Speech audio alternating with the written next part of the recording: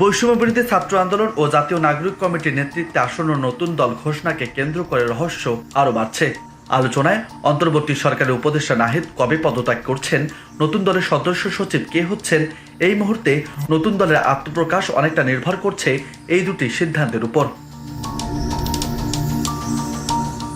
এই মুহূর্তে রোববার সন্ধ্যায় প্রধান উপদেষ্টার সঙ্গে সাক্ষাৎ করতে যমুনায় গিয়েছেন নাহিদ ইসলাম।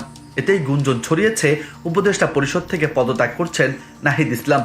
সূত্র হিসেবে প্রধান উপদেষ্টার বাসভবনে প্রবেশের সময় নাহিদকে বহন করা গাড়ির রাষ্ট্রীয় পতাকাকে পুঁজি করা হলেও বিষয়টি নিয়ে জল্পনা ছিল।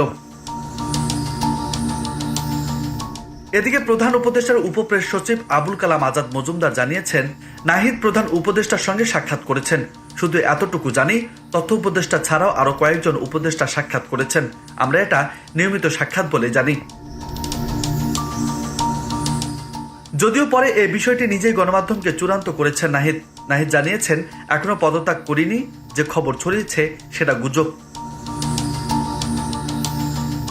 অন্যদিকে সরকার ও নাগরিক কমিটির একাধিক ব্যক্তি নিশ্চিত করেছেন, উপদেষ্টা নাহিদ এখনো পদত্যাগের চূড়ান্ত সিদ্ধান্ত নেননি।